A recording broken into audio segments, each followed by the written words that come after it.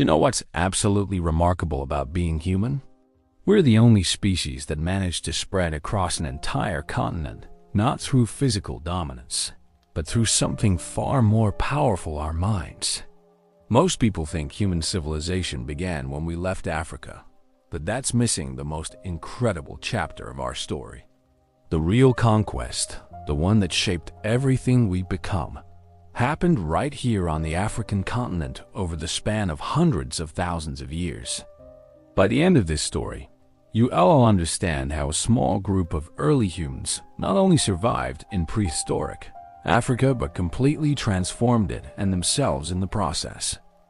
This isn't just about survival. It's about the birth of human ingenuity, cooperation, and the relentless drive that would eventually take us to every corner of the earth. Our journey takes us from the misty highlands of Morocco, 300,000 years ago, to the coastal caves of South Africa, from the volcanic landscapes of the East African Rift to the vast savannas where our ancestors first learned to hunt as a team. This is the story of humanity's first great conquest, not of other people, but of an entire continent and the challenges it threw at us. Chapter 1. Dawn's Children. 300,000 years ago, in what we now call Morocco, smoke drifted up from a carefully tended fire. Around that fire sat a group of humans who looked remarkably like us, yet lived in a world we can barely imagine. These were some of the earliest members of our species, Homo sapiens, and they were about to begin humanity's first great adventure, the conquest of Africa. Recent discoveries at Jebel Irhoud have revolutionized our understanding of human origins. When archaeologists carefully excavated these ancient campsites, they found something extraordinary: stone tools heated by fires over 300,000 years old, alongside human fossils that challenge everything we thought we knew about where and when we became modern humans. The people at Jebel Irhoud had faces that would look familiar to us today: short, flat faces tucked under their brain cases, just like ours. But their skulls were longer and lower, and their brow ridges were more pronounced. They were us, but not quite us. They were the dawn of our species, caught in the act of becoming. What makes these discoveries so significant isn't just their age, it's what they tell us about the very nature of human evolution.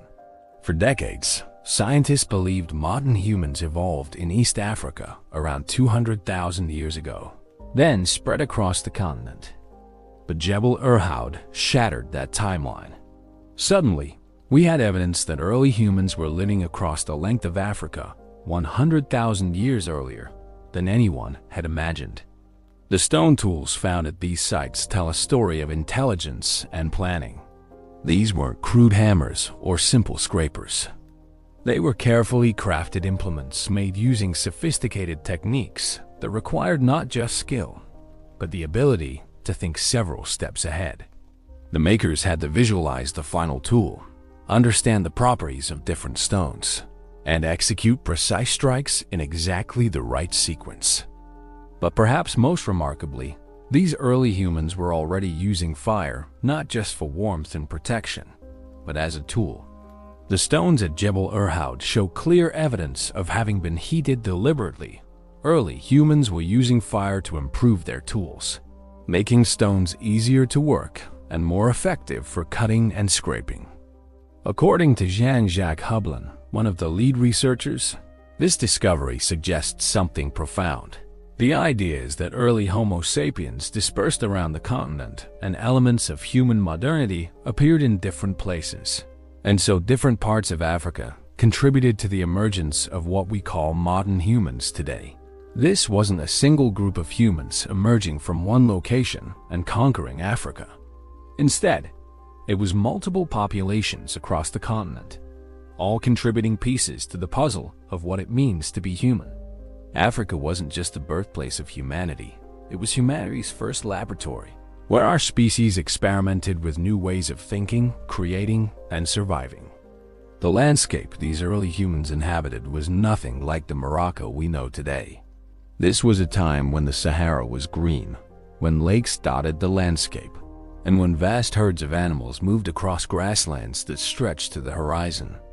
Our ancestors weren't just adapting to Africa. They were learning to read its rhythms, to understand its seasons, and to work with its cycles rather than against them. Chapter 2. Ancient Wanderers. Long before our own species appeared, Africa was already home to successful human ancestors who had begun humanity's love affair with exploration. 2 million years ago, Homo erectus emerged as perhaps the most successful human species ever to walk the earth. And they were already restless wanderers with their eyes on distant horizons. Homo erectus was revolutionary in ways that still echo in our DNA today.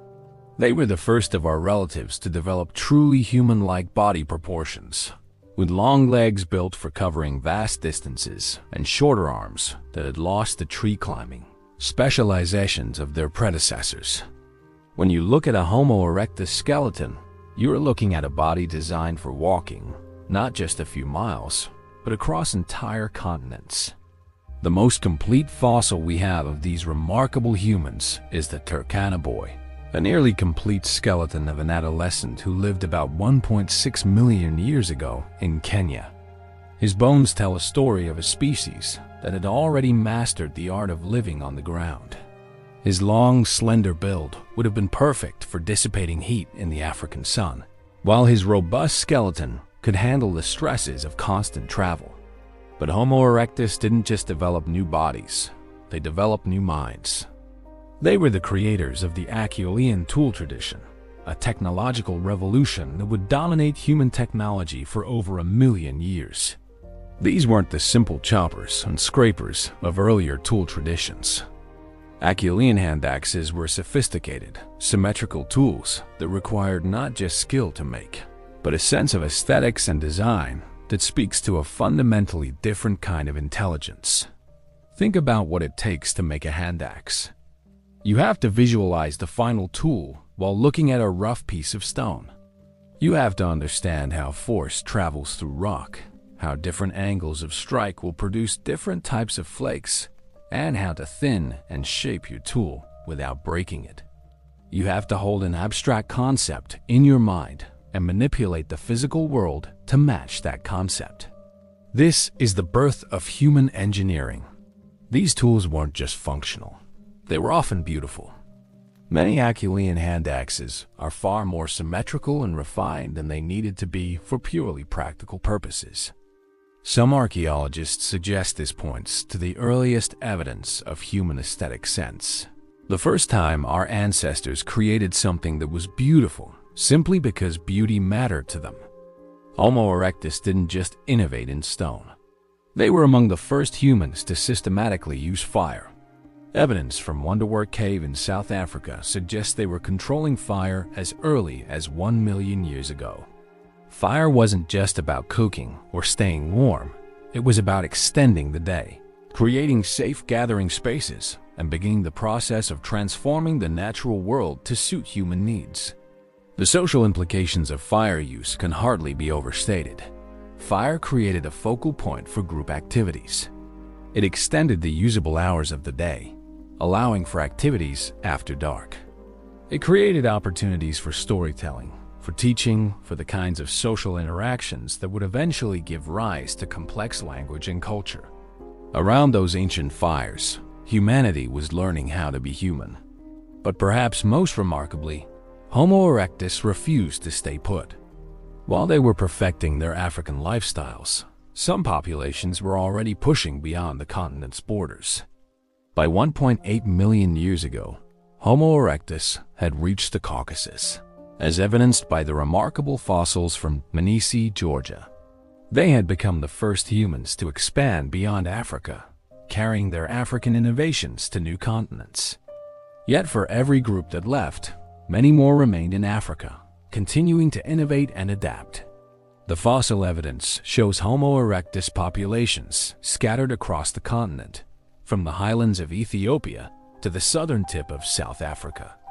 They were learning to live in forests and grasslands, beside rivers and lakes, in mountains and valleys. Africa was teaching them to be adaptable, and that lesson would prove invaluable as humans eventually spread to every environment on Earth. Chapter 3. masters rising around 400,000 years ago, something remarkable began happening across Africa and beyond. Archaeological sites from the Cape of Good Hope to the Mediterranean suddenly begin showing the same revolutionary development, the systematic use of fire. This wasn't the occasional opportunistic use of naturally occurring fires that earlier humans had managed. This was something new, the controlled, habitual, and sophisticated use of fire as a tool of human engineering. The evidence comes not just from charcoal and ash, but from the organization of living spaces around central hearths. For the first time in human history, we can look at archaeological sites and see what we would recognize as homes. These weren't just places where humans occasionally sheltered. They were structured environments built around fire, with clear areas for different activities, storage spaces for tools and food, and evidence of long-term occupation. What makes this period so significant is the speed with which fire use spread across enormous distances. From the caves of Europe to the highlands of Africa, human populations separated by thousands of miles all began using fire in sophisticated ways at roughly the same time. This represents one of the earliest examples of cultural diffusion in human history ideas and techniques spreading across vast networks of human contact. But fire was just the beginning. This period also sees the emergence of revolutionary new tool technologies. The level wall technique, developed during this time, represents a quantum leap in human thinking about tool manufacture. Unlike earlier toolmaking, which involved simply napping flakes off a stone core, level wall technique involved carefully preparing a core so that a single, perfectly shaped tool could be struck off with one blow. This required an entirely new level of mental planning. A level wall snapper had to envision the final tool work backward to understand what kind of core would produce that tool, and then execute a complex sequence of preparatory strikes before making the final blow that would produce the desired implement. It's like the difference between randomly hitting keys on a piano and composing a symphony. The tools produced by this technique were not just better, they were fundamentally different. They were thinner, sharper, and more versatile than anything humans had made before. They could be hafted onto wooden shafts to create spears, extending human reach and striking power. Others were perfect for processing plant materials or working wood and hide. This technological revolution coincided with changes in human behavior that speak to increasingly sophisticated minds. For the first time, we see clear evidence of humans regularly hunting large, dangerous animals. Sites from this period contain the bones of elephants, rhinoceroses, and other massive prey that would have required coordinated group effort and sophisticated planning to bring down. The social implications are enormous. Hunting large game requires not just individual skill, but group coordination, communication, and shared risk-taking. It requires planning expeditions, developing hunting strategies, and dividing both labor and rewards. It demands trust between group members and systems for sharing knowledge across generations. We also see the first clear evidence of what archaeologists call behavioral modernity, the package of behaviors that makes humans unique among animals. This includes the systematic use of symbols, long-distance trade networks, specialized toolmaking, and evidence of artistic expression. Sites like Blombos Cave in South Africa, dating to around 100,000 years ago, have yielded ochre crayons that were clearly used for marking or decorating objects. These aren't just random pieces of colored earth, they're carefully prepared tools for creating symbols and decorations. For the first time, humans were creating meaning through marks and colors. The emergence of these behaviors wasn't sudden or uniform. Different human populations developed different aspects of modernity at different times and places. But by 100,000 years ago, the fundamental package of human behavior was coming together across Africa. Our ancestors were no longer just intelligent animals. They were becoming cultural beings, creating meaning and transmitting knowledge in ways that would define our species forever. Chapter 4. Stone Wisdom. The story of human conquest of Africa is written in stone millions of carefully crafted tools that reveal not just how our ancestors lived, but how they thought.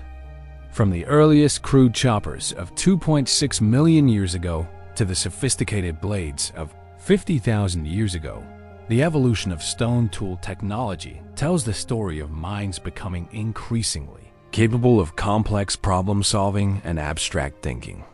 The journey begins with the Oldowan tradition, named after Olduvai Gorge in Tanzania, where some of the earliest examples were found.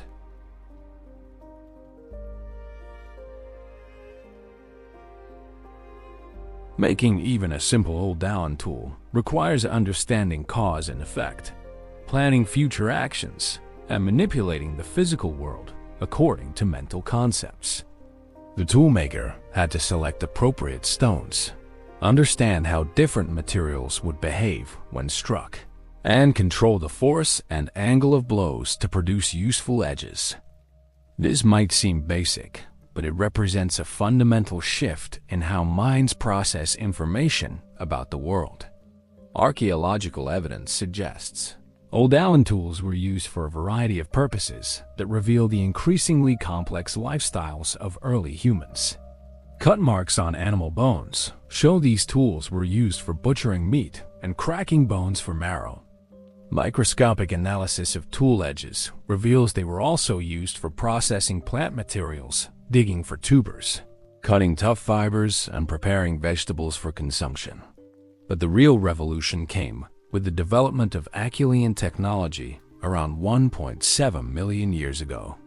The signature tool of this tradition, the hand axe, represents something unprecedented in the animal kingdom.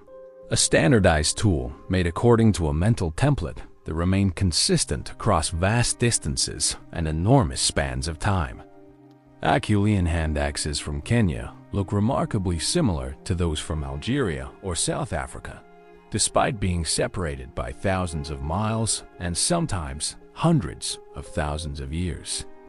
This suggests that toolmakers were working from shared mental concepts of what a good hand axe should look like. They weren't just making functional tools. They were creating objects that met cultural standards of form and beauty. The sophistication of these tools is remarkable. A well-made Acheulean hand axe has edges that are perfectly symmetrical, surfaces that have been carefully thinned, and proportions that show clear aesthetic consideration. Making such a tool requires removing hundreds of flakes in exactly the right sequence, understanding the three-dimensional properties of stone, and maintaining a mental image of the final product throughout the entire process. Recent experiments by modern archaeologists have shown just how challenging this process is.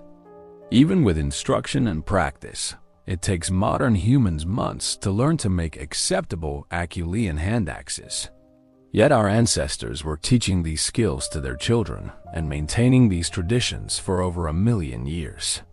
Around 300,000 years ago, African toolmakers developed an even more sophisticated technology, the Middle Stone Age toolkit. This wasn't just an evolution of earlier traditions. It was a revolution in thinking about how tools could be made and used. For the first time, toolmakers were systematically producing blades-long, parallel-sided flakes that were much more efficient than earlier tools. The Middle Stone Age also saw the development of composite tools implements made from multiple parts joined together.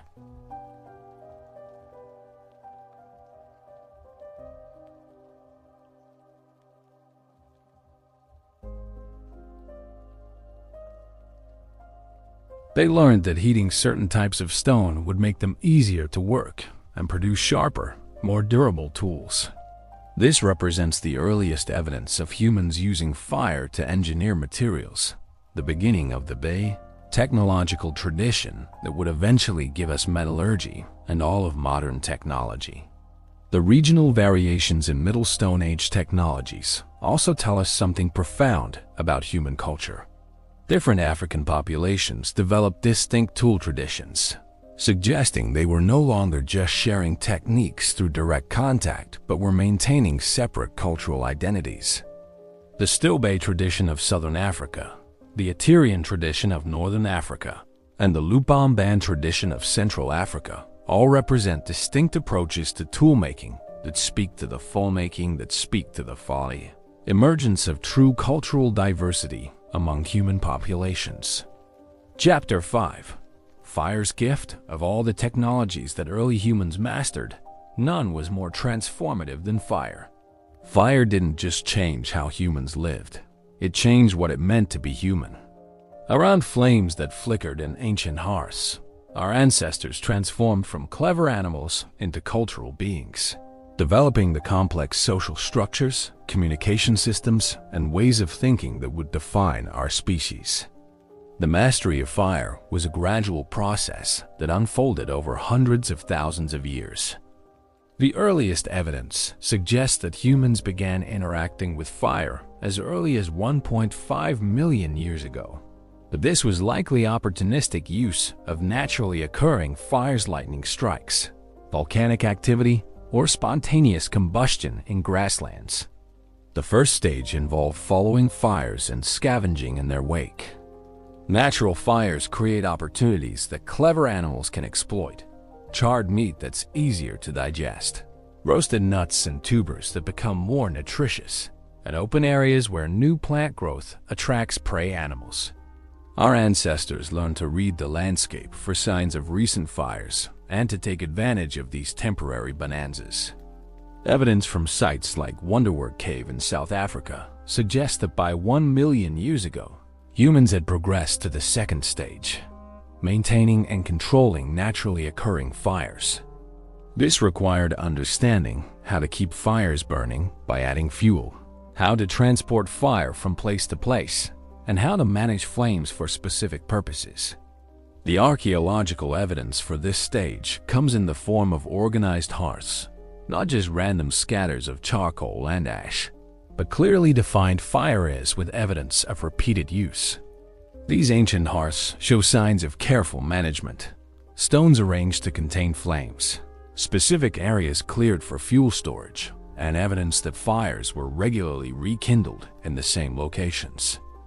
But the real revolution came with the ability to create fire at will.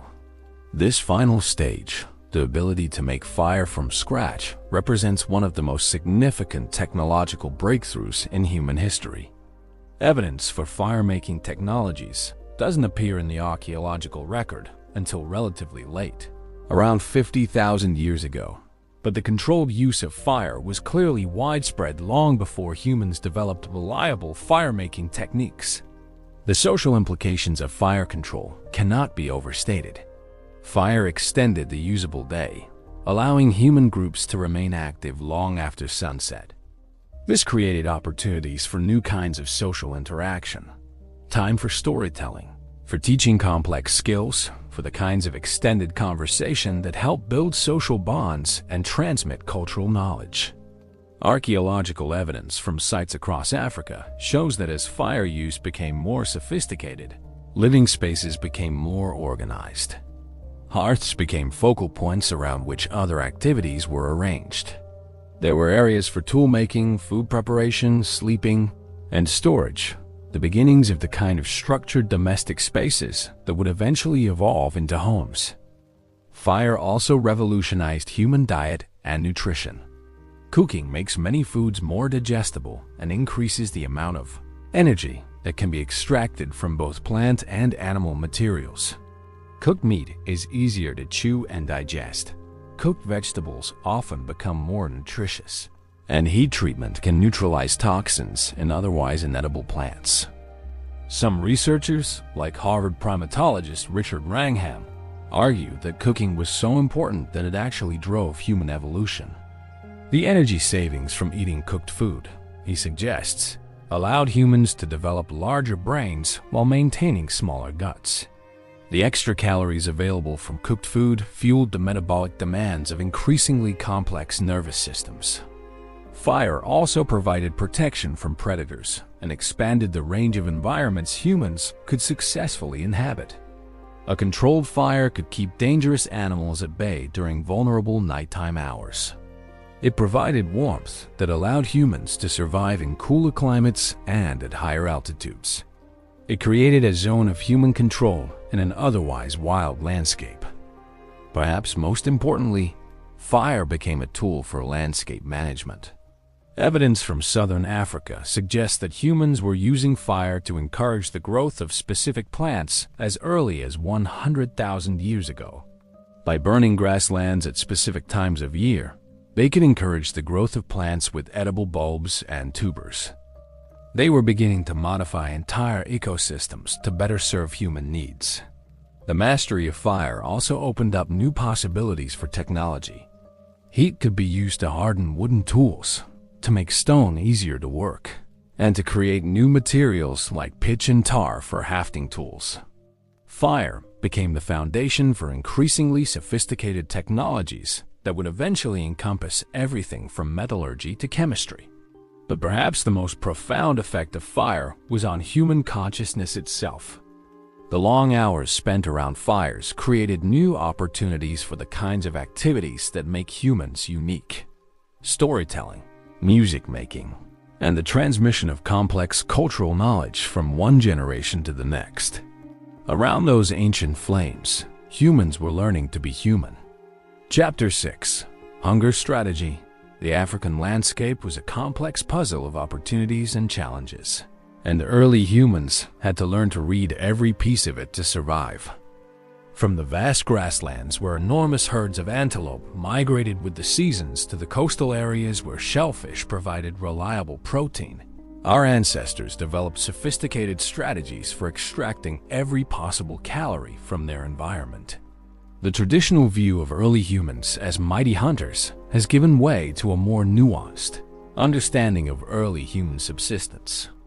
While hunting was certainly important, it was just one part of a complex survival strategy that relied heavily on plant foods, aquatic resources, and a deep understanding of ecological cycles. Modern studies of hunter-gatherer societies provide insights into how our ancestors might have lived. Groups like the Hadza of Tanzania, one of the last full-time hunter-gatherer societies, spend only about 20% of their time acquiring food, yet they maintain healthy, well-nourished populations. Their success comes not from dramatic hunting expeditions, but from encyclopedic knowledge of their environment and sophisticated strategies for exploiting its resources. The Hadza diet includes over 800 different plant species, each gathered at the appropriate season and prepared using techniques passed down through generations. They know which plants provide the most calories per hour of gathering effort, which can be stored for lean times, and which require special processing to be edible. This kind of knowledge takes years to develop and represents a collective database of environmental information accumulated over centuries. Early African humans would have needed similar expertise. The archaeological record shows that they were exploiting an enormous range of food sources. Sites across Africa contain evidence of plant processing grinding stones for preparing nuts and seeds, tools for digging tubers, and evidence of systematic collection of fruits and berries. But plants weren't the only important food source. Aquatic resources played a crucial role in human nutrition, especially in coastal and riverine areas. Sites like Blombos Cave and Pinnacle Point in South Africa show clear evidence that humans were systematically exploiting marine resources as early as 164,000 years ago. Shell middens, ancient garbage dumps filled with discarded shells, tell the story of sophisticated coastal adaptations. Our ancestors weren't just randomly collecting whatever they found on beaches. They were targeting specific species at optimal times, understanding tidal cycles, and developing tools specifically for processing shellfish. Marine resources weren't just additional calories, they were nutritional powerhouses. Shellfish are rich in omega-3 fatty acids, which are crucial for brain development. Some researchers suggest that access to marine resources may have been essential for the evolution of human intelligence. The regular consumption of seafood could have provided the specific nutrients needed to support increasingly large and complex brains.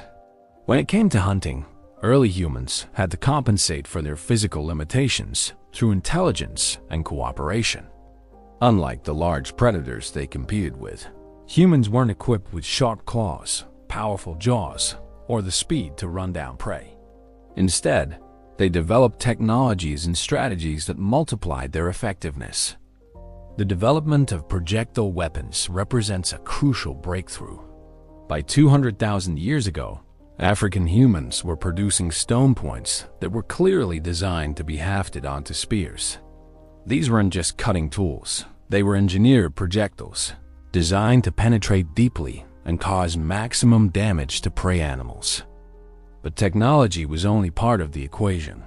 Successful hunting required sophisticated planning, coordination, and communication.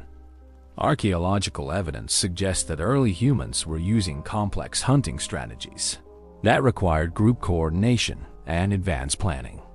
Persistence hunting, where groups of humans would pursue prey animals over long distances until they collapsed from exhaustion, may have been particularly important.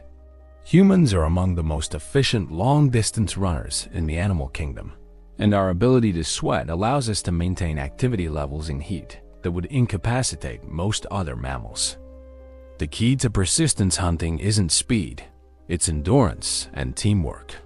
Groups of hunters would take turns pursuing prey, allowing some members to rest while others maintain pressure on the target animal.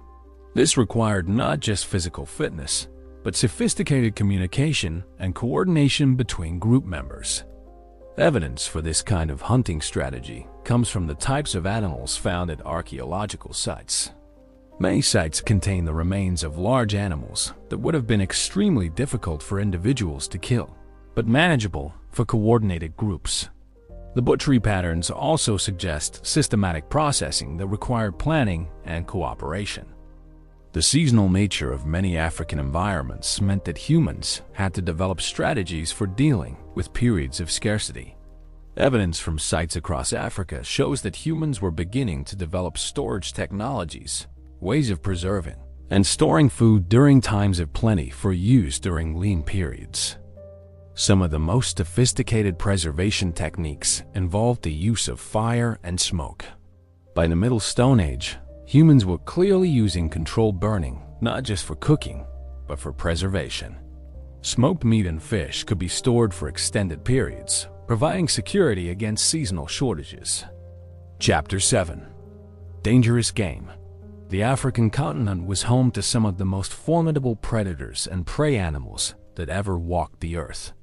Lions, leopards, saber-toothed cats, hyenas, wild dogs, crocodiles, hippos, elephants, rhinos. Early humans shared their environment with animals that could kill them without effort.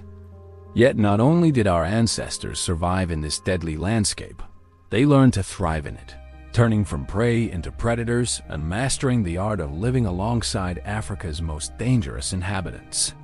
The transformation from prey to predator wasn't instantaneous or easy. Early human fossils show clear evidence that our ancestors were regularly hunted by large carnivores. Puncture marks on skulls match the spacing of leopard canine teeth. Bite marks on limb bones show where powerful jaws crushed through human bodies. Cave sites preserve the gnawed remains of humans who fell victim to the continent's predators. But humans had advantages that no other prey species possessed: intelligence, tool use, and social cooperation.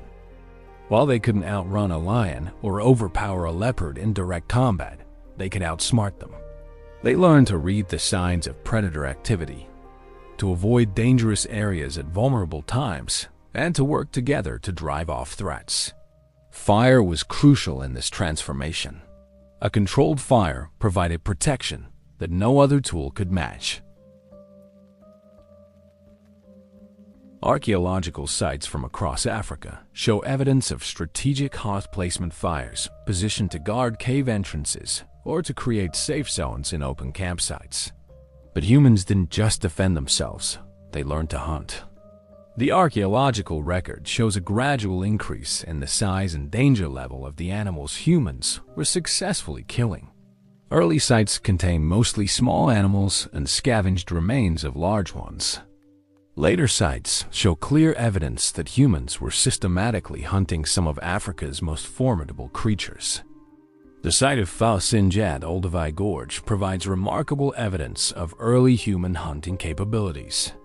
Dating to about 1.8 million years ago, this site contains the remains of numerous large animals, including elephants, hippos, and giant buffalo, all showing clear signs of human butchery.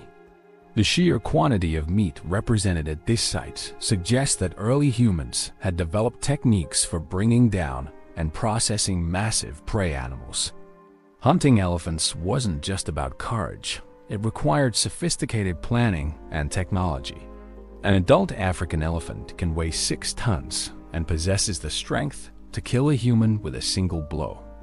Bringing down such an animal would have required coordinated group effort, specialized weapons, and intimate knowledge of elephant behavior. Archaeological evidence suggests that early humans developed specific techniques for hunting megafauna. Stone points found at some sites show impact fractures consistent with use as projectile weapons. The distribution of animal bones at butchery sites suggests systematic approaches to processing large carcasses. Cut marks on bones show where humans systematically extracted meat, marrow, and other useful materials. But hunting wasn't just about individual expeditions. It was about understanding entire ecosystems. Successful hunters needed to know migration patterns, breeding cycles, feeding behaviors, and social structures of their prey. They had to understand how animals would react to different weather conditions, seasonal changes, and environmental pressures. The development of hunting technologies was driven by the specific challenges of African prey animals. Different animals required different approaches. Persistence hunting for antelope, ambush techniques for forest dwellers, cooperative strategies for herd animals, and specialized techniques for dangerous game like buffalo and rhino. Hippos present a particularly interesting case study. These massive animals are among the most dangerous in Africa, killing more humans than any other large mammal. Yet archaeological sites across Africa contain abundant hippo remains showing clear evidence of human hunting and butchery. This suggests that early humans developed specific techniques for dealing with these aquatic giants. Evidence from sites like Katanga in the Democratic Republic of Congo shows that humans were systematically hunting hippos as early as 90,000 years ago. The bone tools found at this site include specialized harpoon points that were clearly designed for hunting large aquatic animals. These represent some of the most sophisticated bone tools ever found from this time period. The social implications of big game hunting cannot be overstated. Bringing down a large animal provided enough meat to feed many people, creating opportunities for large group gatherings and extensive food sharing. But it also required new forms of social organization, ways of coordinating group efforts, dividing labor, and sharing both risks and rewards.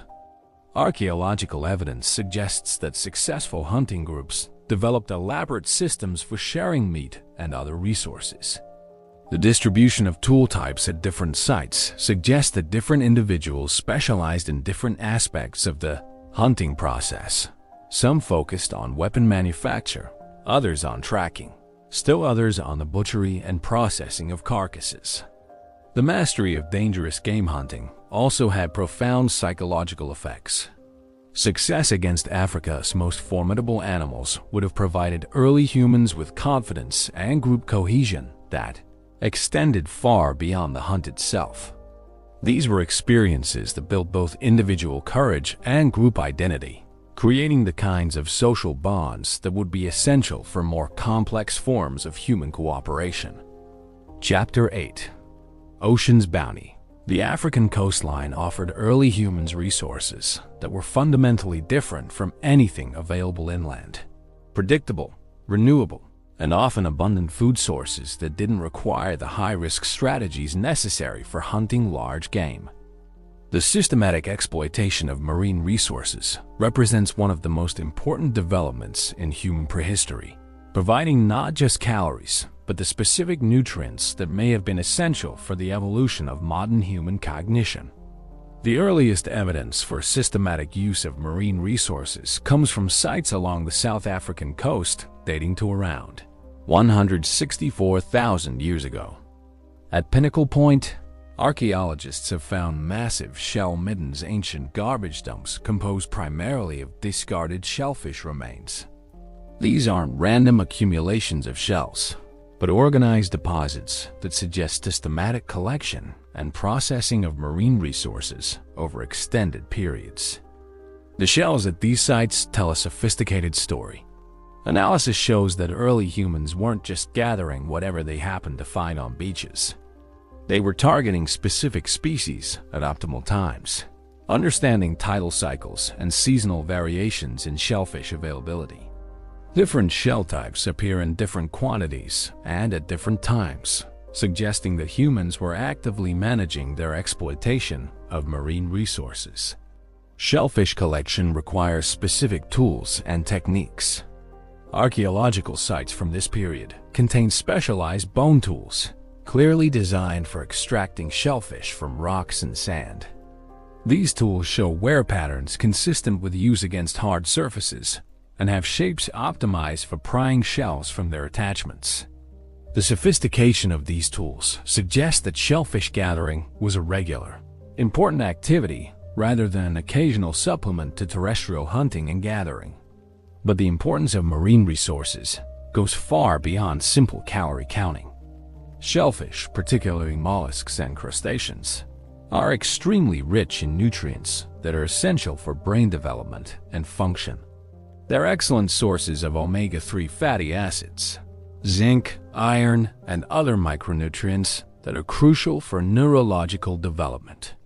Some researchers argue that access to marine resources may have been essential for the evolution of modern human intelligence. The human brain consumes roughly 20% of the body's total energy budget, and much of this energy must come from specific types of fats and proteins. Marine resources provide these nutrients in concentrations much higher than most terrestrial foods. The coastal migration hypothesis suggests that early humans expanded out of Africa by following coastlines, using marine resources as a reliable food base that allowed them to explore new territories without developing entirely new subsistence strategies. This could explain how humans managed to reach Australia by 65,000 years ago, a journey that required crossing significant stretches of open ocean. Evidence for sophisticated marine adaptations comes from multiple sites across Africa. At Blombos Cave, also in South Africa, archaeologists have found not just shells used for food, but shells that were clearly used for other purposes. Some show evidence of having been perforated and used as beads, representing some of the earliest evidence for human symbolic behavior. The systematic exploitation of marine resources also required new forms of social organization. Unlike terrestrial hunting, which often involved high-risk, high-reward strategies, shellfish gathering was a low-risk activity that could be done by men, women, and children. This allowed for new divisions of labor and created opportunities for different age groups to contribute to group subsistence. Archaeological evidence suggests that marine resource sites often served as long-term base camps for human groups.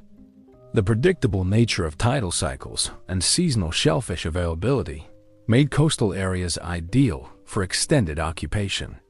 These sites show evidence of elaborate hearths, tool workshops, and organized living spaces that suggest groups were spending months at a time in coastal locations. The development of marine technologies also pushed humans toward more sophisticated understanding of their environment.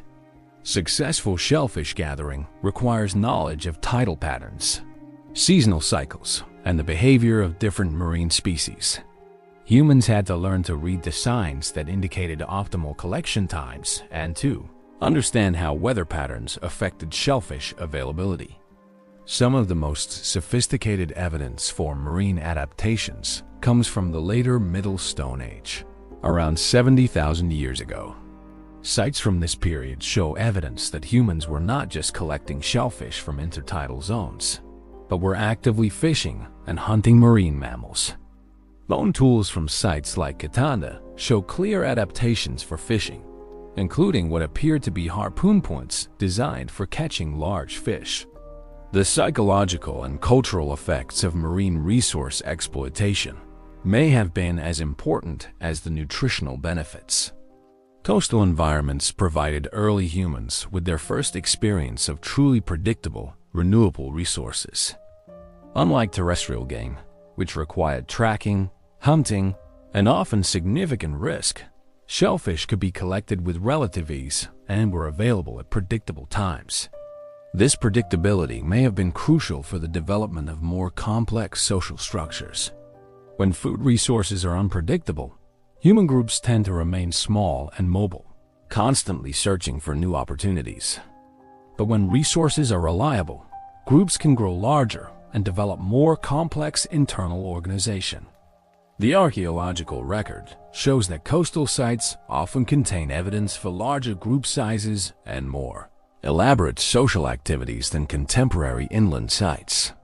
The mastery of marine resources also represents an important step in human technological development. Coastal environments required new types of tools, new preservation techniques, and new understanding of environmental cycles. These innovations would prove valuable as humans eventually expanded to other coastal environments around the world. Chapter 9. Tribal bond survival in prehistoric Africa required more than just individual intelligence and skill. It demanded unprecedented levels of cooperation and social organization. The archaeological record reveals that by 100,000 years ago, human groups had developed complex social structures that went far beyond anything seen in other primates. These weren't just family units or simple bands, but sophisticated tribal societies with elaborate systems for sharing resources, coordinating activities, and maintaining relationships across vast distances. The evidence for complex social organization comes from multiple sources. Archaeological sites from this period are larger and more elaborate than earlier human settlements, suggesting that groups were growing in size and spending more time together in single locations. The organization of these sites with distinct areas for different activities, elaborate hearths, and evidence of long-term occupation suggests that humans were developing new ways of living together in larger groups. Tool distributions provide particularly compelling evidence for social complexity. Middle Stone Age sites across Africa contain tools made from raw materials that originated hundreds of miles away. This isn't just evidence for long-distance travel. It's evidence for long-distance trade networks and social relationships that spanned enormous geographic areas. Consider what it means for a stone tool found in South Africa to be made from raw material that originated in Central Africa, 500 miles away. This single artifact represents a chain of social relationships.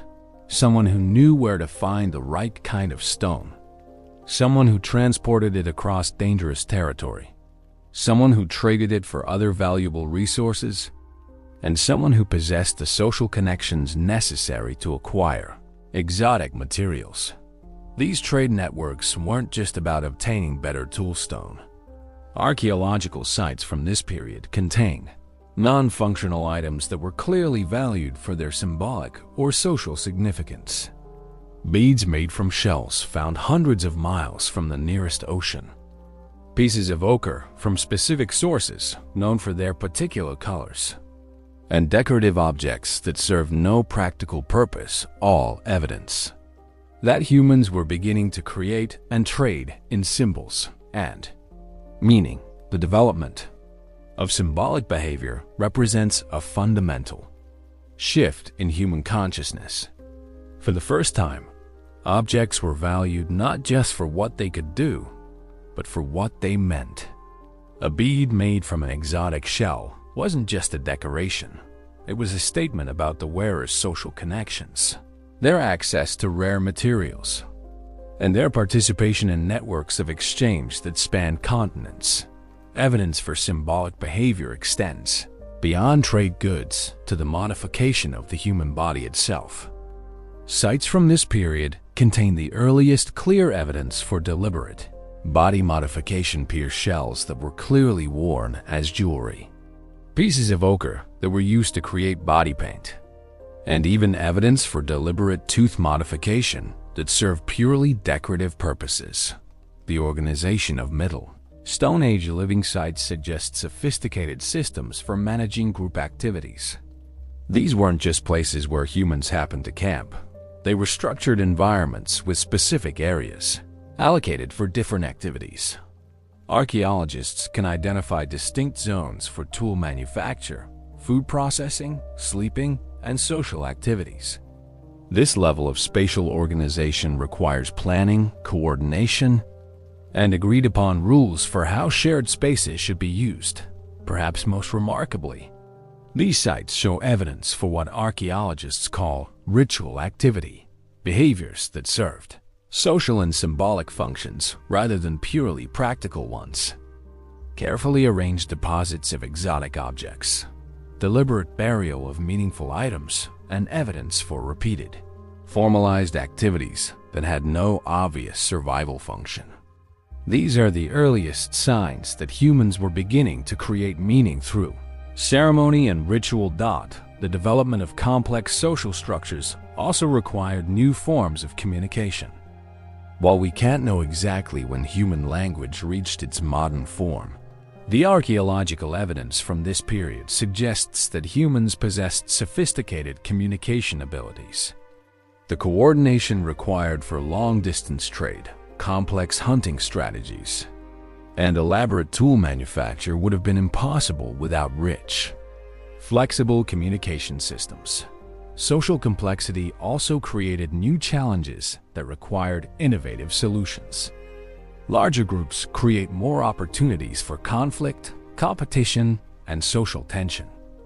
Archaeological evidence suggests that Middle Stone Age humans developed elaborate systems for managing these challenges, formal sharing arrangements, mechanisms for resolving disputes, and ways of maintaining group cohesion even when individual interests conflicted. The evidence for these social innovations comes partly from what doesn't appear in the archaeological record. Despite clear evidence for sophisticated tool manufacture and dangerous hunting activities, Middle Stone Age sites show remarkably little evidence for violence between human groups.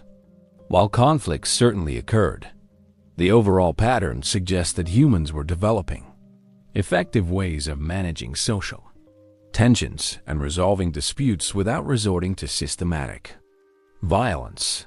The development of tribal bonds also created new possibilities for cultural innovation and knowledge transmission. Information could be shared not just between parents and children, but across entire networks of related groups. Innovations developed by one group could spread rapidly across enormous distances, accelerating the pace of cultural evolution and allowing human societies to adapt more quickly to changing environmental conditions. Chapter 10: Mind's Evolution. The most remarkable transformation in the conquest of Africa wasn't physical, it was mental. Over hundreds of thousands of years, the challenges of surviving and thriving in Africa's diverse environments drove the evolution of uniquely human cognitive abilities.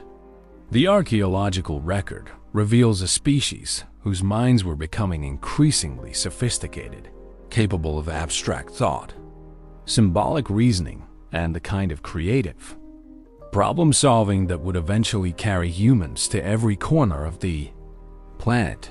The evidence for cognitive evolution comes from subtle but profound changes in human behavior and technology. Early tool traditions like the Old Awan remained essentially unchanged for nearly 1 million years. suggesting that early humans were capable of learning and maintaining cultural traditions, but had limited capacity for innovation.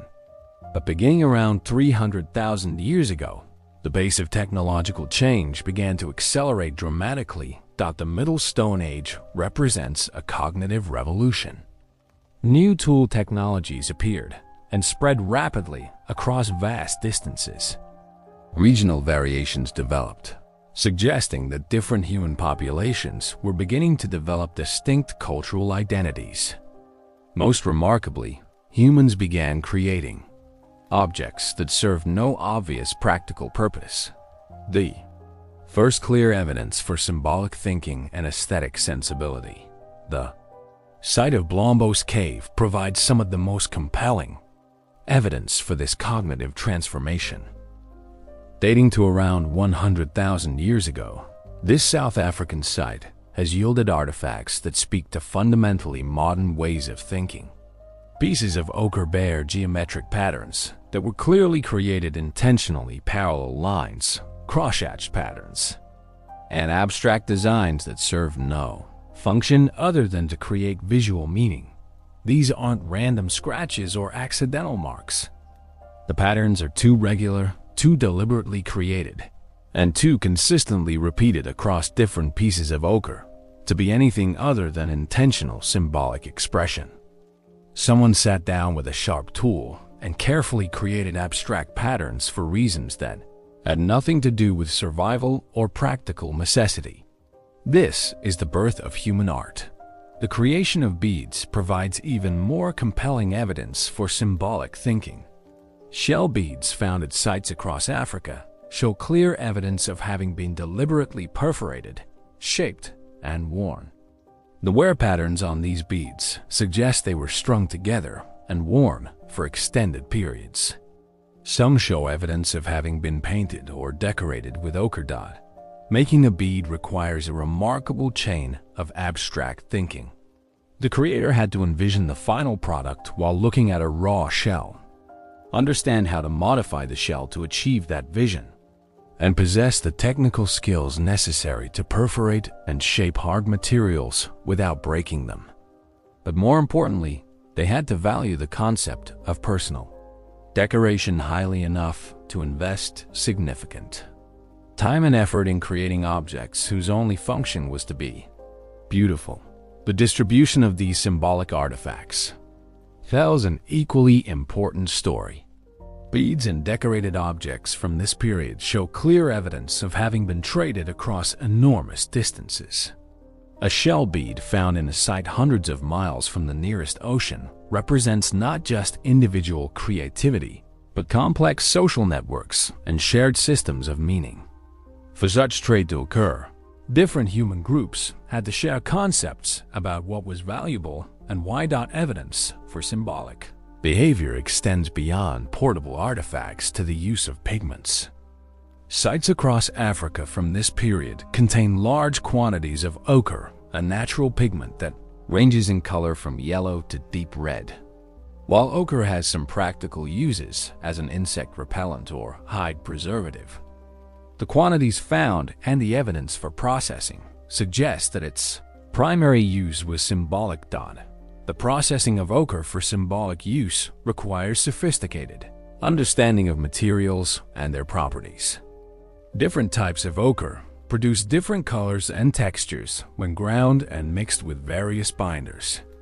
Creating a rich, long-lasting body paint requires knowledge of which ochres to select, how to process them, and what substances to mix them with to achieve desired effects. Perhaps most remarkably, humans during this period began systematically burying their dead. While earlier humans occasionally covered or protected bodies, the Middle Stone Age sees the emergence of deliberate burial practices that suggest concepts of death, memory, and perhaps even afterlife. Bodies were placed in specific positions, sometimes accompanied by grave goods, and covered with intentionally arranged stones or earth. The cognitive implications of burial practices are profound. Burial suggests awareness of death as a permanent condition, concern for the treatment of community members after death, and possibly beliefs about what happens to individuals after they die. These are abstract concepts that require sophisticated understanding of time, identity, and the nature of existence itself. The development of complex hunting strategies provides another window into evolving human cognition.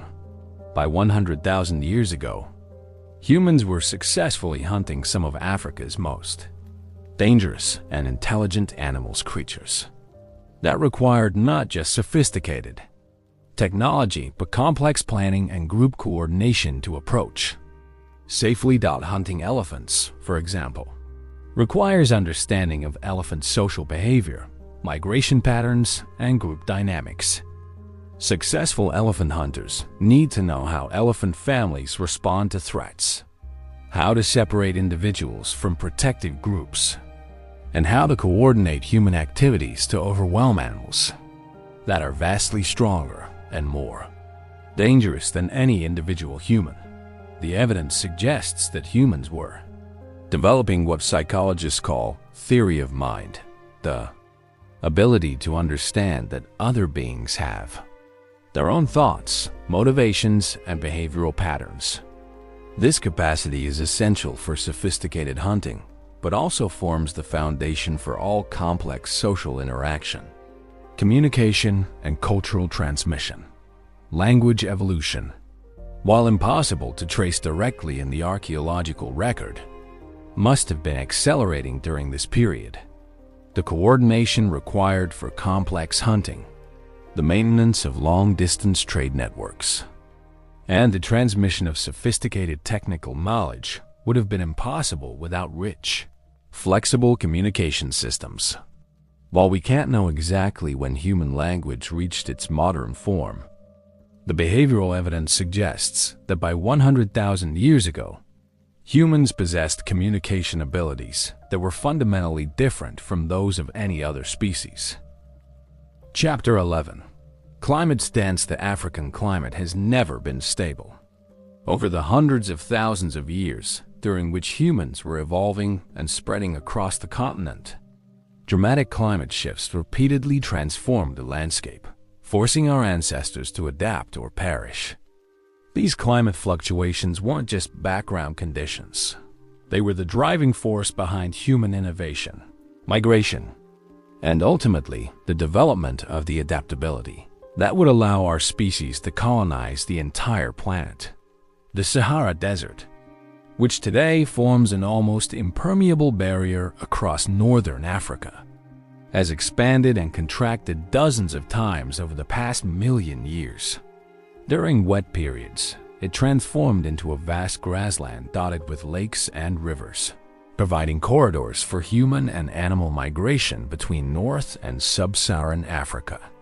During dry periods, it became an impassable wasteland that isolated populations and forced them to develop new survival strategies.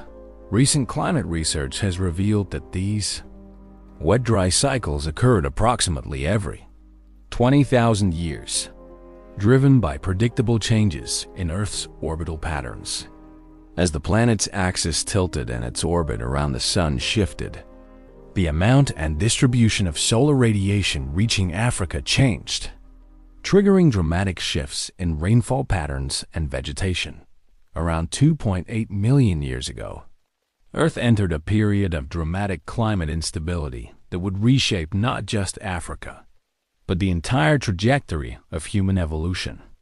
This wasn't a single event, but a series of increasingly severe climate oscillations that turned the relatively stable, forested world of early hominins into a challenging, unpredictable landscape that demanded new forms of intelligence and adaptability. The evidence for this climate transformation comes from multiple sources. Deep-sea sediment cores from the Indian Ocean preserve microscopic fossils that record changing vegetation patterns across eastern Africa. Dust levels in these cores show dramatic increases around 2.8 million years ago, indicating that much of the continent was becoming drier and more open. At the same time, fossilized pollen from lake beds across Africa shows a shift from forest species to grassland plants, This wasn't just a gradual drying trend. It was a period of extreme variability.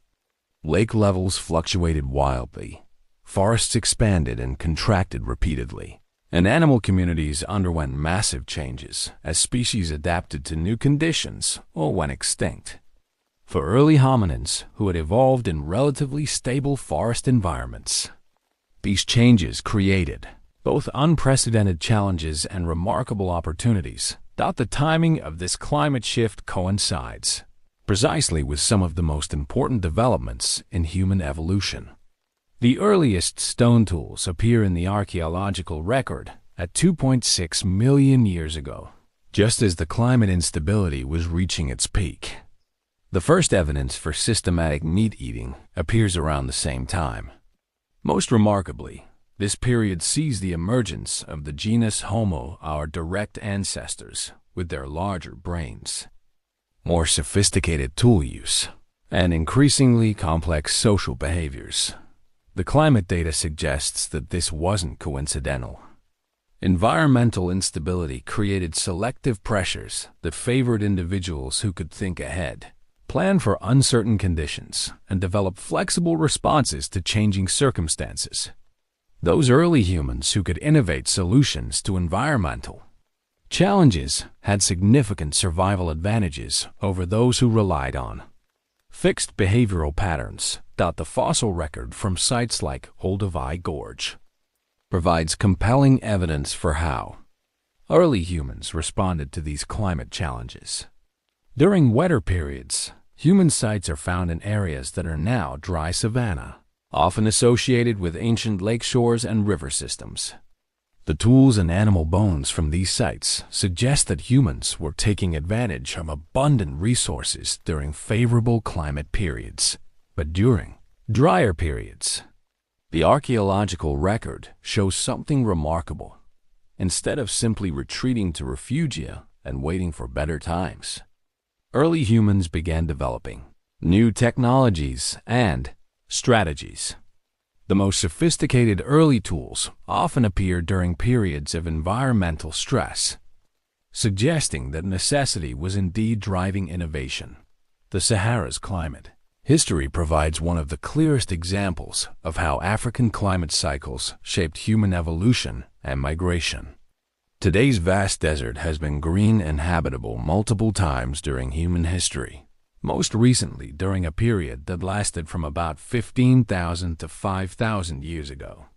During these green Sahara periods, the region supported substantial human populations and served as a corridor for movement between North and Sub-Saharan Africa. The evidence for green Sahara periods comes from multiple sources. Fossil rivers can be traced across the modern desert using satellite imagery and ground-penetrating radar. These ancient waterways once supported hippos, crocodiles, and other aquatic species hundreds of miles from any modern water source. Archaeological sites scattered across the Sahara contain the bones of elephants, giraffes, and other animals that require substantial vegetation and water sources. Human occupation of the Green Sahara was extensive and sophisticated.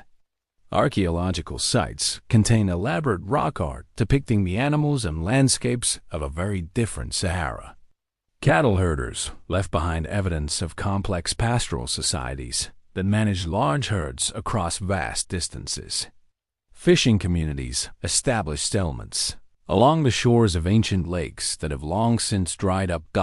The transition from green to desert conditions wasn't gradual, it was catastrophically rapid.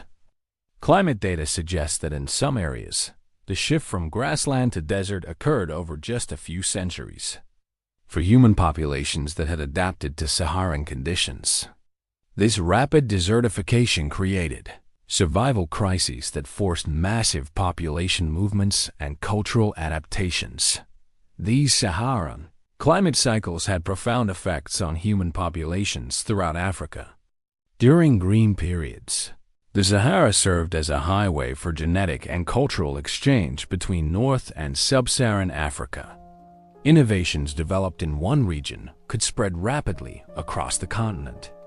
Population movements during these periods helped maintain genetic diversity and prevented isolation that might have led to evolutionary dead ends. But when the Sahara dried out, African populations became isolated from each other and from populations in the Middle East and Europe. This isolation forced independent innovation and adaptation, creating the diversity of human cultures and technologies that characterized ancient Africa. Some of humanity's most important innovations, from sophisticated stone tool technologies to early agricultural practices, developed during periods of Saharan isolation. The most recent Green Sahara period, which ended around 5,000 years ago, coincided with the development of some of Africa's most sophisticated ancient civilizations. The rapid desertification that marked the end of this period triggered massive population movements that may have contributed to the rise of complex societies along the Nile River and in other parts of Africa. While Africa was never covered by ice sheets like those that dominated northern Europe and North America, the global ice ages had profound effects on African climate that shaped human evolution in crucial ways. When ice sheets expanded in the northern hemisphere, they altered global weather patterns, changing the distribution of rainfall across Africa and creating new environmental challenges for human populations. During glacial periods, Africa generally became cooler and drier. Mountains that today are forested became grasslands. Rivers that flow year-round today became seasonal streams. Coastal areas that are now lush became semi-arid. These changes created new opportunities for some human populations while threatening others with extinction.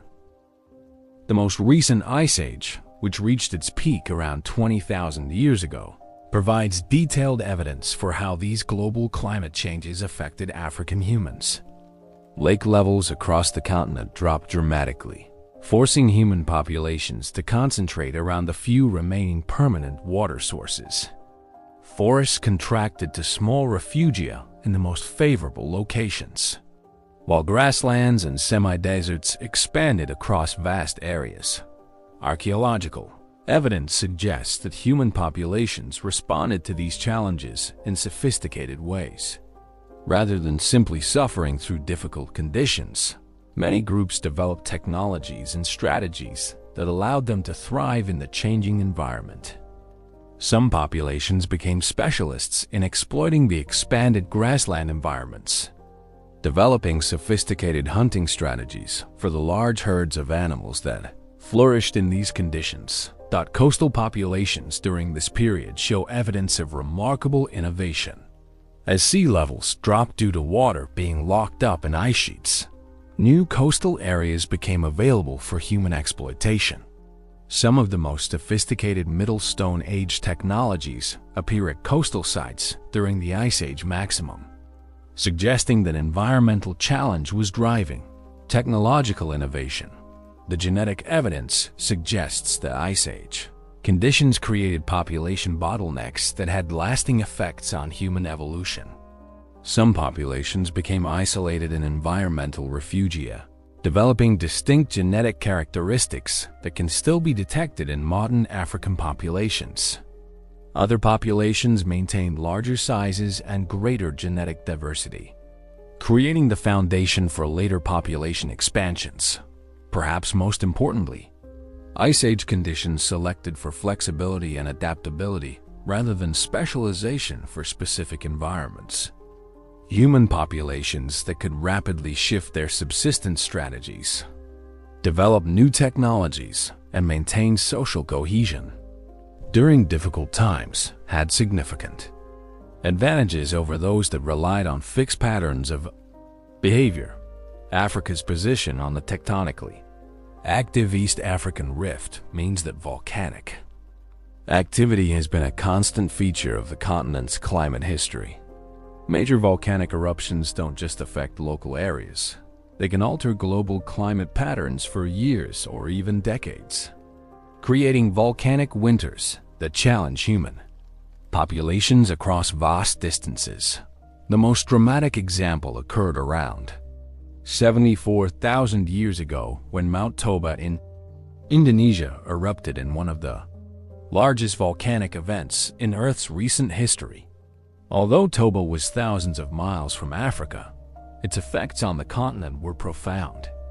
The eruption injected massive amounts of ash and sulfur compounds into the atmosphere, blocking sunlight and causing global temperatures to drop for several years. Archaeological evidence from Africa suggests that this volcanic winter had mixed effects on human populations. Some regions show evidence of population decline and technological simplification, suggesting that communities struggled to adapt to the altered climate conditions. Stone tool assemblages from this period sometimes show reduced sophistication and less evidence for long-distance trade and social complexity, but other African populations appear to have thrived during and after the Toba eruption. Coastal sites in South Africa show continued innovation and sophistication during this period, including some of the earliest evidence for systematic use of marine resources and symbolic behavior. This suggests that while volcanic winters created challenges, they also created opportunities for populations that can adapt quickly to changing conditions. The Toba event may have served as a filter for human populations, favoring those groups that possess the flexibility and social cohesion necessary to survive extended periods of environmental stress.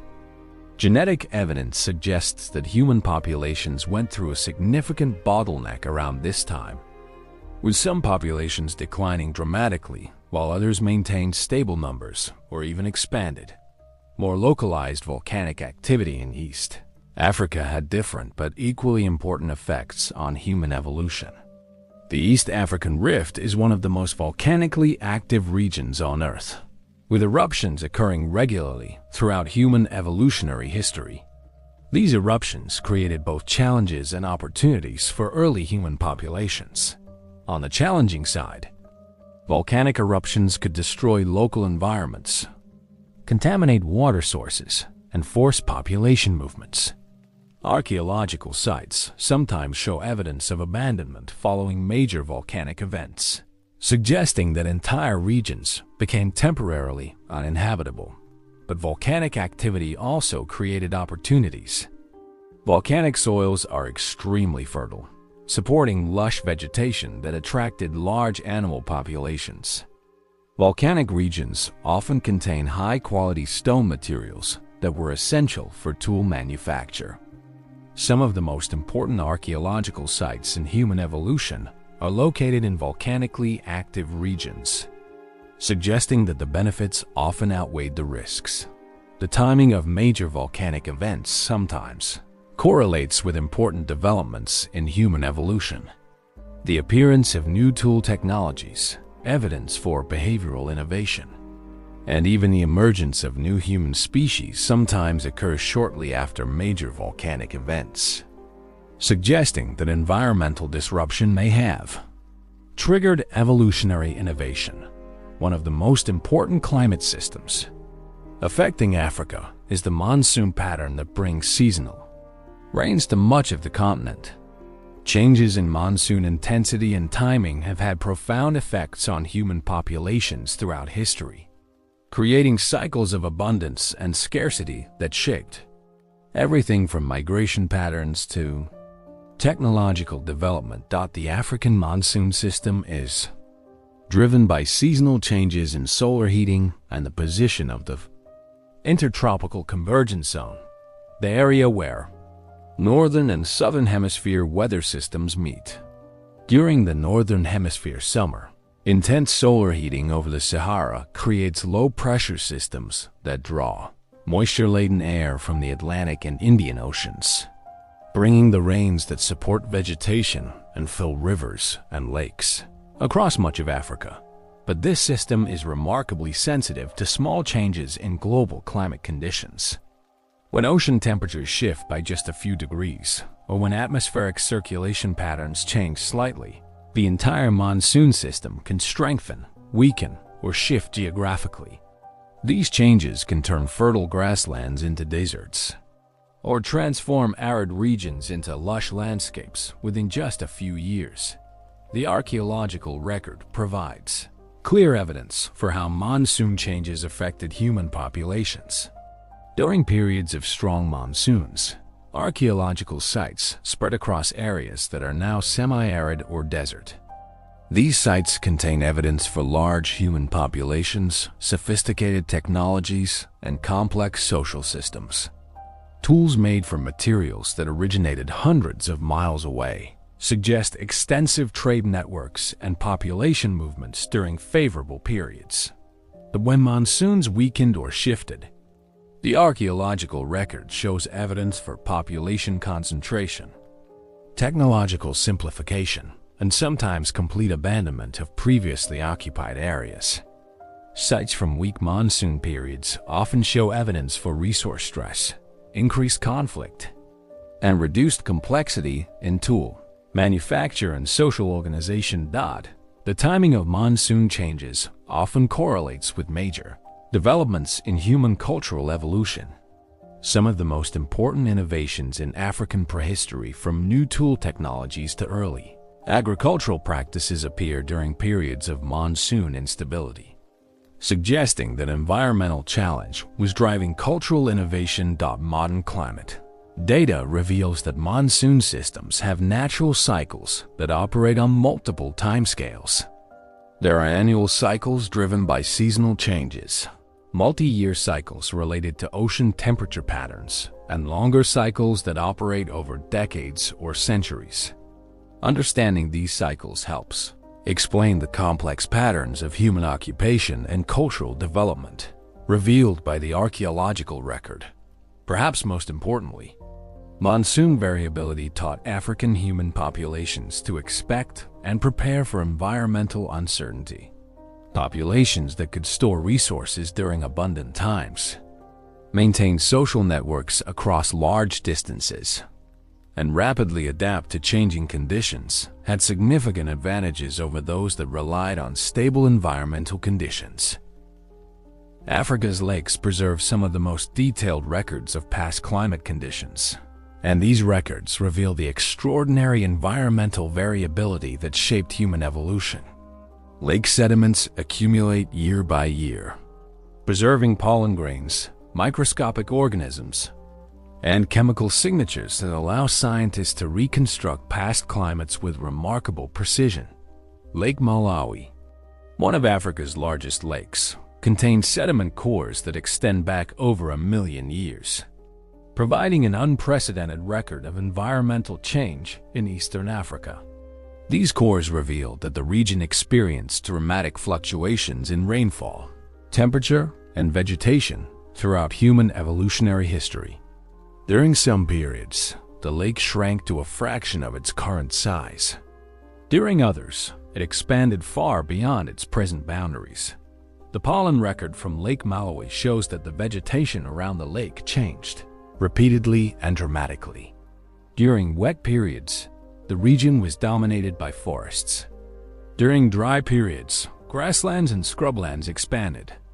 These vegetation changes would have had profound effects on the animal communities that human populations depended on for survival. Similar records from lakes across Africa reveal that environmental instability was the norm rather than the exception throughout human evolutionary history. Lake Victoria, Africa's largest lake, has completely dried up several times during the past 100,000 years. Lake Turkana, where some of the most important human fossils have been found, has fluctuated dramatically in size and has sometimes become too salty to support fish populations. These lake records help explain patterns in the archaeological record that might otherwise be puzzling. Archaeological sites sometimes show evidence for sudden abandonment, with sophisticated tool assemblages being left behind as if the inhabitants had to leave quickly. Lake sediment records often show that these abandonments coincided with rapid environmental changes, lake levels dropping, vegetation changing, or climate becoming more arid. The lake records also reveal that environmental changes often occurred much more rapidly than previously thought. What scientists once assumed were gradual shifts spanning thousands of years are now known to have occurred over just decades or centuries. For human populations, these rapid changes would have created survival crises that demanded immediate and innovative responses. Some of the most sophisticated human technologies and behaviors appear in the archaeological record during periods of rapid environmental change recorded in lake sediments. This correlation suggests that environmental instability was indeed a driving force behind human innovation and cultural development.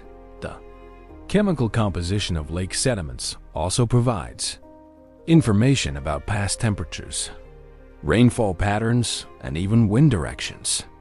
This detailed environmental data allows archaeologists to understand the specific conditions that human populations were dealing with at different times and in different regions. Perhaps most importantly, the lake records reveal that successful human populations were those that could anticipate and prepare for environmental change. Sites that show evidence for continued occupation during difficult periods often contain evidence for storage technologies, diversified subsistence strategies, and maintained social networks that provided access to resources from distant areas. The climate challenges of Africa didn't just select for biological adaptations, they drove the development of cultural innovations that would prove to be humanity's greatest advantage. By 100,000 years ago, African human populations had developed sophisticated strategies for dealing with environmental uncertainty that went far beyond anything seen in other species. One of the most important adaptations was the development of storage technologies. Archaeological sites from this period contain evidence for systematic food storage underground pits lined with stones, above-ground caches protected by rock cairns, and specially designed tools for processing and preserving food. These storage systems allowed human populations to collect resources during abundant times and save them for periods of scarcity. The development of storage wasn't just a technological innovation, it required new forms of social organization. Stored resources had to be protected from theft, managed to prevent spoilage, and distributed according to agreed-upon rules. This required social institutions, leadership structures, and mechanisms for resolving conflicts over resource allocation. Archaeological evidence suggests that storage systems became increasingly sophisticated over time. Early storage sites contain evidence for simple food catching. Later sites show evidence for more complex systems that could preserve different types of food for extended periods. Some sites contain evidence for what appear to be communal storage facilities that served entire communities. Another crucial adaptation was the development of mobility strategies that allowed human populations to track resources across the landscape rather than remaining in fixed territories. Many African populations developed seasonal migration patterns that took advantage of resource abundance in different areas at different times of year. These mobility strategies required remarkable environmental knowledge. Successful seasonal migrations demanded understanding of rainfall patterns, animal migration routes, plant phenology, and the timing of resource availability across vast distances. This knowledge had to be accumulated over generations and transmitted through cultural learning systems. The archaeological record provides evidence for these mobility strategies in the form of seasonal campsites, tool caches left for future use, and the distribution of raw materials that originated in distant locations. Some sites show evidence for repeated seasonal occupation over hundreds or thousands of years, suggesting that successful migration routes were maintained across many generations. Perhaps most importantly, African populations developed what anthropologists call risk management strategies, cultural innovations designed to reduce the impact of environmental uncertainty. These included the maintenance of long-distance social networks that provided access to information about conditions in distant areas, systems for sharing resources between groups during difficult times, and technologies that could be rapidly deployed when environmental conditions changed. The development of projectile weapons during this period may have been partly driven by the need for hunting efficiency during environmental stress. Projectile points allow hunters to kill animals from a distance, reducing the energy expenditure and risk associated with hunting.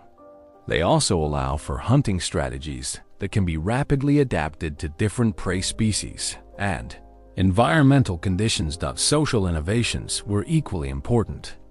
The development of complex kinship systems allowed African populations to maintain relationships across vast distances, providing networks for information sharing and mutual assistance during difficult times.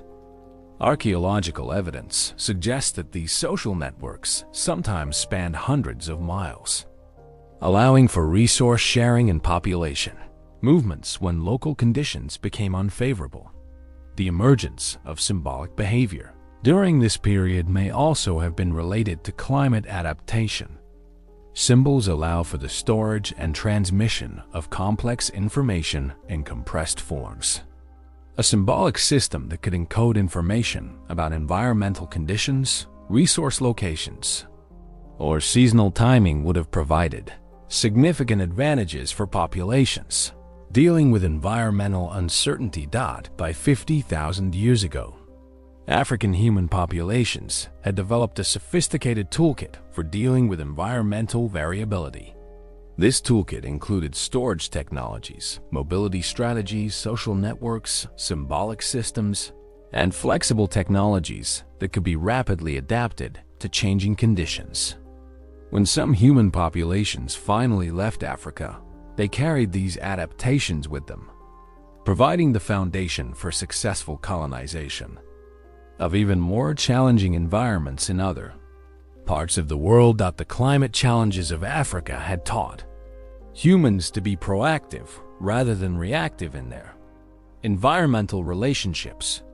Rather than simply adapting to conditions as they found them, African populations learned to anticipate changes, prepare for uncertainty, and actively modify their environments to better serve human needs. These innovations would prove to be the foundation for all subsequent human, cultural, and technological development. The dance with climate that began in Africa continues today as modern human populations face new environmental challenges. The adaptability, innovation, and cooperation that African climate variability selected for remain humanity's greatest assets in dealing with contemporary environmental change. In learning to dance with Africa's changing climate, our ancestors learned to be human. Chapter 12. Sacred symbols. Somewhere around 100,000 years ago, in the caves and coastal areas of Africa, humans began doing something that no other species had ever done. They started creating meaning through symbols. This wasn't just a minor addition to human behavior. It was a cognitive revolution that fundamentally changed what it meant to be human. For the first time, objects and marks could represent ideas, emotions, and concepts that existed purely in the mind. The earliest evidence for symbolic behavior comes from multiple sites across Africa, but some of the most compelling discoveries have been made at Blombos Cave in South Africa. Here, archaeologists have found pieces of ochre dating to 100,000 years ago that bear abstract geometric patterns, carefully incised lines, and crosshatched designs that were clearly created intentionally. These aren't random scratches or functional marks.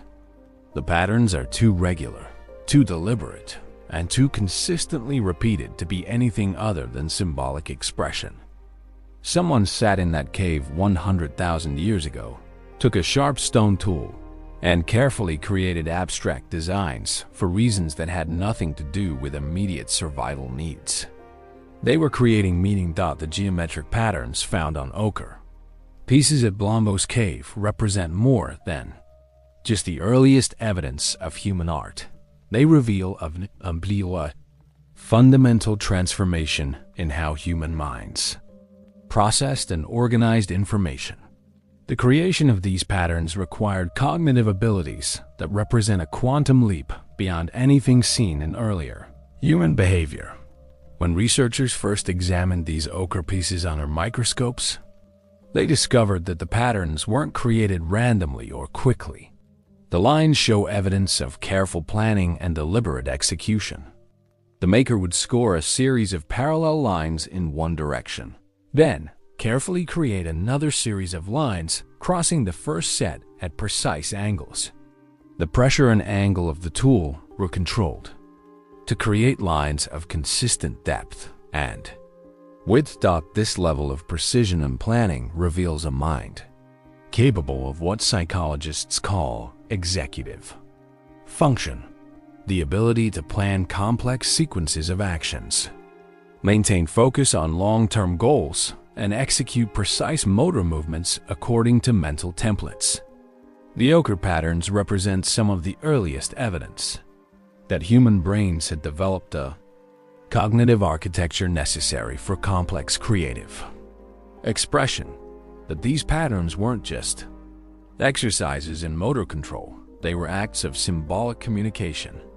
The repetition of similar motifs across different pieces of ochre suggests that these patterns had shared meaning within human communities. Different individuals were creating variations on common themes, suggesting that symbolic systems were being transmitted between people and across generations. Recent discoveries at other African sites have revealed that the Blombos patterns weren't isolated examples. Similar geometric designs have been found on ochre pieces from sites across southern and eastern Africa, all dating to roughly the same time period. This geographic distribution suggests that symbolic thinking was emerging simultaneously across different human populations, rather than spreading from a single point of origin. The tools used to create these patterns were themselves sophisticated implements. Microscopic analysis reveals that the ochre pieces were carved using carefully prepared stone points with specific edge angles and sharpness characteristics. The creation of these carving tools required the same kind of forward planning and technical skill as the patterns themselves. Perhaps most remarkably, some of the ochre pieces show evidence of having been modified after the initial patterns were created. Lines were added, extended, or altered, suggesting that these objects were valued enough to be curated and modified over time. This behavior parallels what we see in later periods with objects that we know had ceremonial or symbolic significance. The discovery of deliberate pattern making at such an early date has revolutionized our understanding of human cognitive evolution. Previously, many researchers believed that sophisticated symbolic behavior didn't emerge until much later, possibly not until humans began leaving Africa around 70,000 years ago. The Blombos discoveries demonstrate that the cognitive foundations for symbolic culture were already in place by 100,000 years ago. The creation and use of beads represents another crucial breakthrough in human symbolic behavior. Unlike the geometric patterns on ochre, which might have had various interpretations, beads were clearly created for personal adornment, the first clear evidence that humans were using objects to communicate information about individual identity and social relationships. The earliest known beads come from sites across North and Sub-Saharan Africa, dating to between 100,000 and 75,000 years ago. These aren't crude perforations in random objects. They're sophisticated artifacts that required remarkable technical skill and clear aesthetic vision to create. The shells selected for bead making were carefully chosen for their size, shape, and color characteristics. Creating a bead required a complex sequence of technical operations. First, appropriate shells had to be identified and collected. Then the shell had to be carefully prepared, often involving grinding or polishing, to achieve the desired shape and surface texture. The perforation process was particularly challenging, requiring precise control to create holes without breaking the shell. Microscopic analysis of ancient beads reveals the sophisticated techniques used in their manufacture. The perforations often show evidence of drilling from both sides of the shell, meeting in the middle with remarkable precision. The drill holes are perfectly round and smooth, indicating that specialized tools were developed specifically for bead making. But the technical aspects of bead manufacture are only part of the story. The real significance lies in what these objects reveal about human social and cognitive development. Beads served no practical function. They existed purely to be seen and to communicate information about the wearer. This represents a fundamental shift in human consciousness, from focusing solely on immediate, practical needs to investing time and energy in appearance and social signaling. The patterns of bead use, revealed by archaeological analysis, suggest sophisticated understanding of symbolic communication. Different types of beads appear in different contexts, suggesting that they carried specific meanings or served particular social functions. Some beads show evidence of extensive wear, indicating they were valued enough to be worn regularly over long periods. Others appear to have been carefully curated, perhaps serving ceremonial or special occasion purposes. The geographic distribution of bead styles reveals extensive networks of cultural exchange and shared symbolic systems. Similar bead types appear at sites separated by hundreds of miles, suggesting that communities across vast distances were participating in shared cultural traditions. Raw materials for beads were often transported long distances from their sources, indicating that these objects were valued enough to justify significant investment in acquisition and transport. Perhaps most remarkably, the tradition of bead making shows remarkable continuity over time. Similar techniques and styles appear at sites spanning tens of thousands of years, suggesting that knowledge about bead manufacture was being systematically transmitted across generations. This represents some of the earliest evidence for stable cultural traditions maintained through social learning. Emergence of bead making also coincides with other evidence for increasingly sophisticated social organization. Sites from this period show evidence for larger group sizes, more complex spatial organization, and increased evidence for specialized activities. The investment of time and resources in creating non-functional ornaments suggests that human communities had developed sufficient economic security to support such activities. The systematic use of pigments represents another crucial dimension of early symbolic behavior. While ochre had some practical applications as insect repellent, hide preservative, or sunscreen, the quantities found at Middle Stone Age sites and the evidence for sophisticated processing techniques suggest that its primary use was symbolic. Archaeological sites across Africa from this period contain not just individual pieces of ochre, but entire workshops dedicated to pigment processing. These sites contain grinding stones, mixing pallets, and storage containers specifically designed for pigment preparation. The sophistication of this processing equipment suggests that pigment use had become a major cultural activity requiring specialized tools and techniques. The types of ochre selected for processing reveal aesthetic preferences and technical knowledge. Different ochre sources produce different colors and textures when processed, and archaeological evidence suggests that early humans were systematically selecting specific types of ochre for particular purposes. Red ochres were often preferred for certain applications, while yellow ochres were chosen for others. The development of standardized symbolic systems required unprecedented levels of social coordination. For symbols to function effectively, Their meanings had to be shared and maintained across entire communities. This required social institutions capable of teaching, monitoring, and correcting symbolic usage, the earliest evidence. For formal education systems in human history, evidence for specialized knowledge keepers comes from sites that show evidence for individuals with unusual levels of technical skill or access to exotic materials. Some tool assemblages show evidence for craftsmanship that far exceeds the average level of skill at a site, suggesting that certain individuals had developed specialized expertise. These specialists may have served as bouchers, repositories for technical knowledge, and trainers. For the next generation, the temporal consistency of cultural practices also suggests that communities had developed methods for quality control and cultural transmission.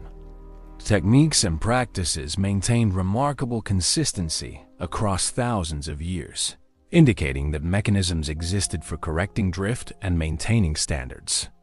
This represents some of the earliest evidence for conservative cultural institutions designed to preserve traditional knowledge. Perhaps most remarkably, the archaeological record shows evidence for innovation within traditional frameworks. While basic techniques remain consistent, there's clear evidence for experimentation and improvement over time. This suggests that early cultural transmission systems were sophisticated enough to maintain core knowledge while allowing for adaptive modification. The emergence of cultural information storage systems had profound implications for human adaptability. Communities could now accumulate knowledge across generations, building on previous innovations rather than starting from scratch with each new generation. This created the potential for exponential increases in cultural complexity and adaptive capability. The social implications of cultural transmission systems were equally important. The existence of valuable cultural knowledge created new forms of social differentiation and inequality. Individuals who controlled access to important information gained social power and influence. This may have been one of the driving forces behind the development of more complex social hierarchies in later human societies. By 50,000 years ago, African human communities had developed sophisticated systems for creating, storing, and transmitting symbolic information. These systems provided the foundation for all subsequent human cultural development. When human populations finally left Africa, they carried with them not just their genes and tools, but entire systems of cultural knowledge that had been refined and tested over hundreds of thousands of years of African experience. The symbolic revolution that began in Africa around 100,000 years ago was perhaps the most important development in human history. It marked a transition from intelligent animals to cultural beings, from creatures that could adapt to their environment to creatures that could adapt their environment to themselves. The capacity for symbolic thought that emerged in ancient Africa remains the foundation for all human creativity, communication, and cultural expression. In learning to create meaning through symbols, our African ancestors crossed the final threshold separating humans from all other species. They learned to live not just in the physical world, but in worlds of meaning that they themselves created. This ability to construct and inhabit symbolic realities would eventually give rise to language, art, religion, science, and all the other systems of meaning that define human culture. The sacred symbols created in African caves and coastal sites 100,000 years ago were humanity's first words in the vast conversation that continues today. In learning to make meaning, our ancestors learned to be human. The processing techniques used to prepare pigments were remarkably sophisticated. Ochre was ground to specific particle sizes to achieve desired textures and color intensities. Different binding agents were mixed with ground ochre to create paints with different properties, some designed for body painting, others for marking objects or surfaces. Some pigment preparations show evidence of heat treatment, which could alter both color and adhesive properties. Evidence for the actual use of processed pigments comes from multiple sources. Some archaeological sites contain palettes with residues of mixed pigments, sometimes still showing the colors that were created. Stone tools sometimes bear traces of pigment, suggesting they were used to apply paints to various surfaces. Most remarkably, some sites contain what appear to be paintbrushes, modified reeds, or animal hair bundles that show evidence of pigment use. The contexts in which pigment processing workshops are found suggest that pigment use was a communal activity. These workshops are often located in central areas of sites, near hearths, and other evidence for group activities. The large quantities of pigment processed at these sites indicate that entire communities were participating in pigment-related activities. Recent experimental archaeology has revealed just how sophisticated early pigment technologies were. Researchers attempting to recreate ancient pigment processing techniques have discovered that achieving the colors and textures evidenced in archaeological deposits requires considerable knowledge and skill. The binding agents used to create effective body paints, for example, must be selected and prepared according to specific criteria to achieve proper adhesion and durability. The investment of time and resources in pigment processing also suggests that these activities had significant social importance. The labor involved in collecting, transporting, and processing ochre represents a substantial commitment of community resources. This investment would only make sense if pigment use served important social or cultural functions. The geographic distribution of pigment processing sites reveals extensive networks of cultural exchange. Similar processing techniques appear at sites across vast distances, suggesting that knowledge about pigment preparation was being shared between communities. Some sites contain ochre that originated hundreds of miles away, indicating that particularly desirable pigment sources were worth long distance transport. The emergence of deliberately structured ceremonial activities represents one of the most significant developments in human symbolic behavior. By 100,000 years ago, archaeological sites across Africa show evidence for activities that serve social and symbolic functions rather than immediate practical needs. The earliest clear evidence for ritual behavior in human history. The evidence for ritual activities comes from careful analysis of spatial organization at archaeological sites. Certain areas show evidence for repeated, formalized activities that followed consistent patterns over time. These aren't random accumulations of artifacts, but deliberate arrangements that suggest purposeful, structured behavior. At some sites, archaeologists have identified what appear to be ceremonial deposits carefully arranged, collections of objects that were deliberately buried or concealed. These deposits often contain unusual combinations of artifacts, exotic shells, specially prepared tools, pieces of ochre, and sometimes animal bones arranged in specific patterns. The objects in these deposits often show little evidence of practical use, suggesting they were created specifically for ceremonial purposes. The locations chosen for these ceremonial deposits also reveal intentional selection. They're often placed in prominent locations within sites near hearths, at the entrances to caves, or in elevated positions that would have been visible to community members. This suggests that the deposits were meant to be seen and remembered, rather than simply hidden away. Some sites contain evidence for what archaeologists call structured deposition, the deliberate placement of objects according to consistent rules or patterns.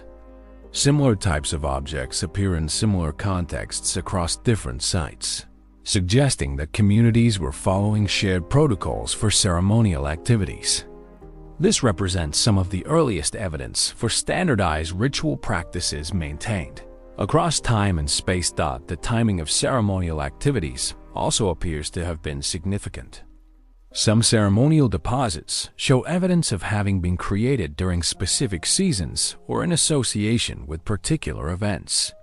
The objects included in deposits sometimes reflect seasonal availability, suggesting that ceremonies were timed to coincide with specific times of year or particular environmental conditions. Evidence for communal ritual activities. Commies from sites that show evidence for large gatherings involving multiple communities. These sites contain evidence for unusually large groups, extensive food preparation, and heightened levels of symbolic activity. Tool assemblages from these sites often include specialized implements that appear to have been created specifically for ceremonial use. The development of burial practices during this period provides another form of evidence for ritual behavior. While earlier humans occasionally covered or protected bodies, the Middle Stone Age sees the emergence of deliberate burial practices that suggest complex concepts about death and memory. Bodies were placed in specific positions, sometimes accompanied by grave goods, and covered with deliberately arranged materials. The grave goods associated with early burials provide insight into what early humans considered valuable or symbolically significant. Burials sometimes contain tools, ornaments, or pieces of ochre that were clearly placed intentionally with the deceased. The selection of these objects suggests that early humans had developed concepts about what might be appropriate or necessary for the dead. The positions in which bodies were buried also suggest ritualized practices. Some burials show evidence for specific body positioning that would have required deliberate arrangement. The consistency of burial practices across different sites suggests that communities were following shared protocols for treating the dead. Perhaps most remarkably, some burial sites show evidence for repeated use over extended periods. The same locations were chosen for multiple burials spanning hundreds or thousands of years, suggesting that these places held special significance for human communities. These represent some of the earliest evidence for sacred landscapes, places that were recognized as having special meaning beyond their practical utility. The development of systems for storing and transmitting cultural information represents one of the most crucial innovations in human history. By 75,000 years ago, African human communities had developed sophisticated methods for preserving knowledge across generations, creating the foundation for cumulative cultural evolution. The evidence for information storage systems comes from the remarkable consistency of cultural practices across time and space. Tool-making techniques, symbolic motifs, and ritual practices show patterns of stability that would have been impossible without systematic methods for cultural transmission. This represents a fundamental shift from genetic to cultural evolution as the primary means of adapting to environmental challenges. Archaeological analysis reveals that different types of information were being preserved through different mechanisms. Technical knowledge about tool manufacture was transmitted through apprenticeship, systems that involved extended periods of learning and practice. The debris patterns at tool-making sites suggest that novices were learning by observing and copying skilled practitioners over extended periods. Symbolic knowledge appears to have been transmitted through different mechanisms. The geographic distribution of symbolic motifs suggests that this information was spread through networks of social contact rather than through direct parent-to-child transmission. Similar symbols appear at sites separated by vast distances, indicating that symbolic knowledge was being shared between communities through trade, intermarriage, or other forms of social interaction.